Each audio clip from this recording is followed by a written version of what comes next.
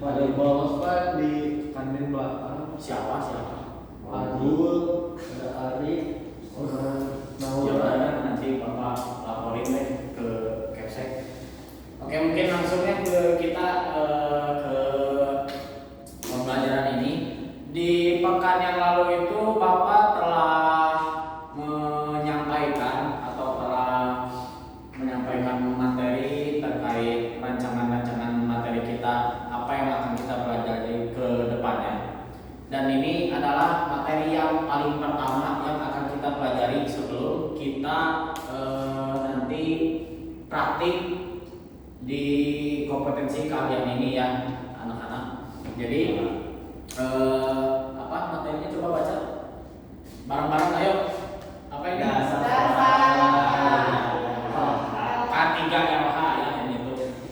Oke, kita akan telah bersama-sama apa itu K3LH ya anak-anak. Nah,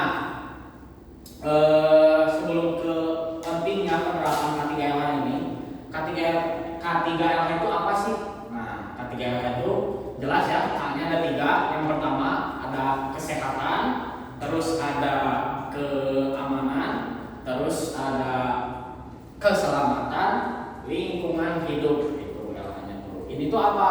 K3L itu adalah hal-hal yang harus kita lakukan, harus kita laksanakan sebelum kita terjun untuk praktik mengerjakan sesuatu apapun itu.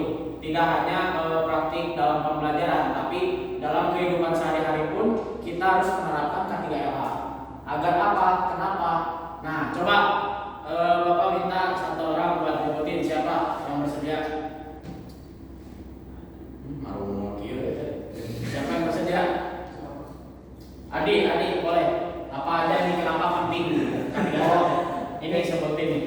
Oke, untuk kenapa K3LH itu penting? Karena yang pertama untuk mencegah kecelakaan kerja, kemudian yang kedua meningkatkan kesehatan para pekerja, kemudian yang ketiga meningkatkan produktivitas, dan yang keempat adalah mengurangi dampak lingkungan yang negatif. Oke, sip, tepuk tangan dulu.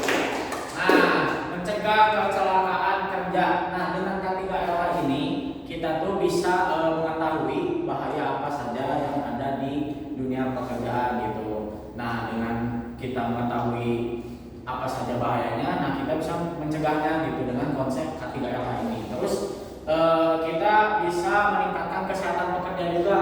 Nah, untuk mencapai satu tujuan dari perusahaan yang misal, nah kita tuh harus menyehatkan dulu gitu si karyawan-karyawannya, pekerja-pekerjanya.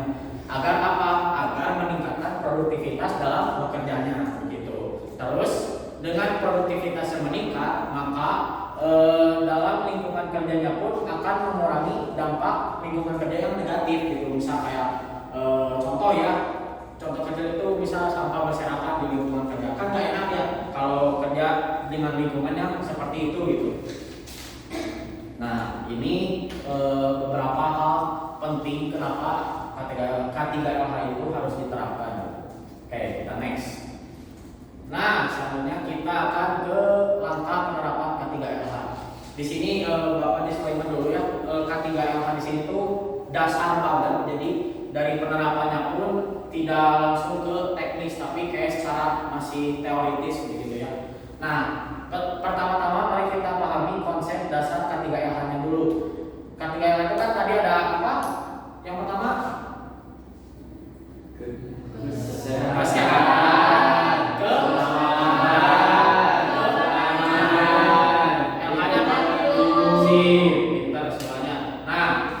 Dari kesehatan dulu ya. Jadi kesehatan ini tuh kita merujuk ke kesehatan kondisi mental, fisik si ininya apa sih pelaku pekerjanya atau pekerjanya gitu ya. Nah, itu dari segi kesehatannya. Terus selanjutnya ada keselamatan. Keselamatan itu merujuk pada apa ya, kayak upaya untuk menghindari diri dari segala bahaya yang ada di lingkungan kerja gitu. Nah, ini pun sama konsepnya hampir mirip dengan yang keamanan. Keamanan pun begitu. Itu adalah yang mirip-mirip persis lah, kayak pencegahannya gimana gitu dari bahaya-bahaya yang ada di lingkungan kerja. Terus lingkungan hidup tuh yang seperti apa maksudnya? Nah, lingkungan hidup itu adalah yaitu tadi lingkungan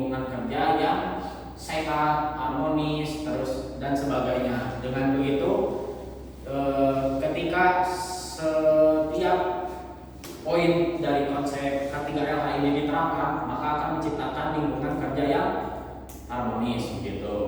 Nah, selanjutnya kita ada identifikasi dan evaluasi resiko. Nah, dari setiap pekerjaannya itu pasti ada resikonya masing-masing. Itu kita harus identifikasi dan evaluasi terlebih dahulu resiko-resiko tersebut.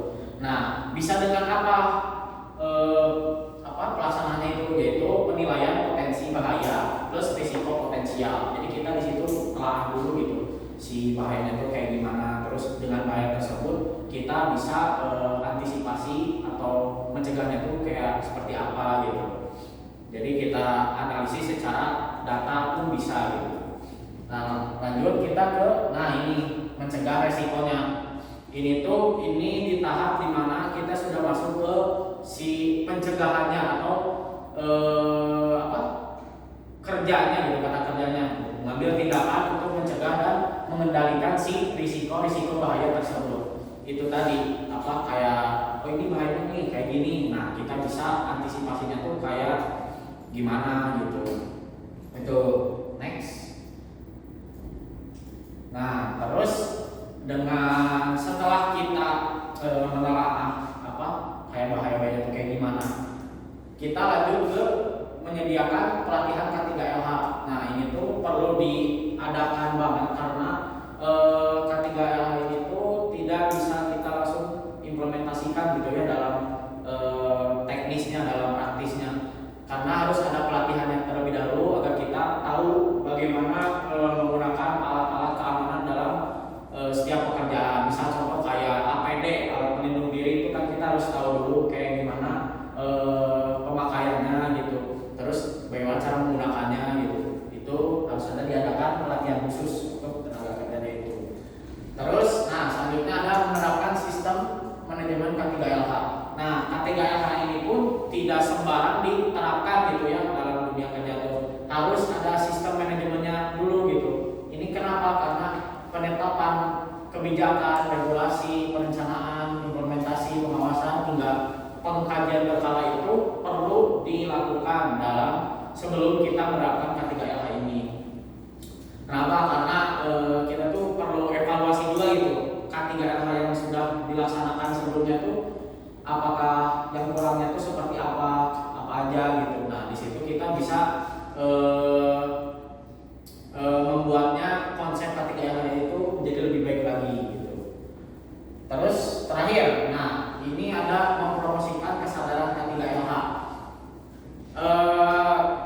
Ada beberapa upaya yang bisa dilakukan ke misal para pekerja yang emang belum tahu banget itu, masih awam banget dengan praktisnya di dunia kerja seperti apa, K3LH-nya kayak gimana. Itu perlu dilakukan adanya promosi kesadarannya. Itu bisa melalui apa? Bisa melalui misal tanda-tanda yang ditempel di dinding, misal kayak dilarang merokok atau dan sebagainya macamnya, atau poster langkah-langkah si penerapan keamanannya itu kayak gimana. Itu bisa dilakukan untuk meningkatkan kesadaran para pekerja agar bekerja secara optimal gitu. Oke, lanjut. Ternyata udah sampai di sini ya.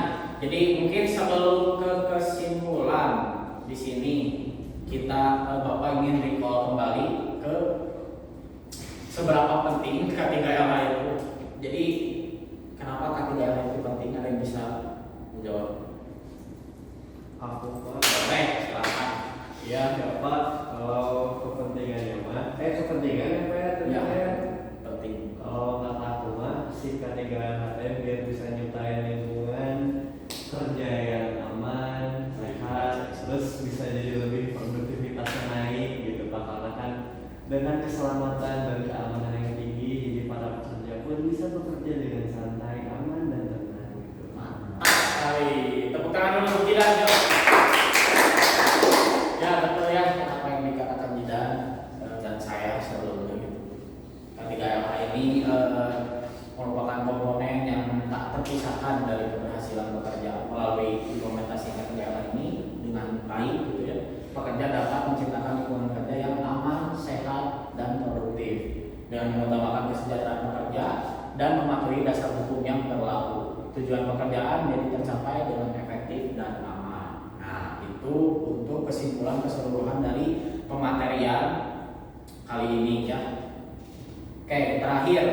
Nah, untuk pertemuan ini kita ada tugas ya dari Bapak. Buatlah poster promosi K3LH sederhana berdasarkan lingkungan sekitar kalian. Maksudnya apa? Jadi kayak yang di lingkungan sekitar kalian aja gitu, dari kegiatan sehari-hari. Misal dari memasak telur misal, itu langkah-langkah penerapannya kayak gimana, apa saja yang harus dipersiapkan. Terus upaya apa aja biar pas memasak telur itu kita bisa aman gitu dalam proses pelaksanaannya gitu. Dibuat poster promosi secara step by step ya bisa. Oke. Terima kasih atas waktu dan ketersediaannya. Itu mungkin untuk materi-materi dasar-dasar K3LH.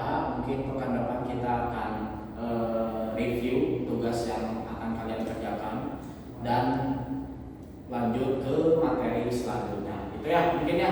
Itu aja paling dari Bapak. Terima kasih dan mohon maaf apabila ada salah kata dari Bapak atau ada hal-hal yang kurang berkenan. Ya itu aja mungkin. Assalamualaikum warahmatullahi wabarakatuh.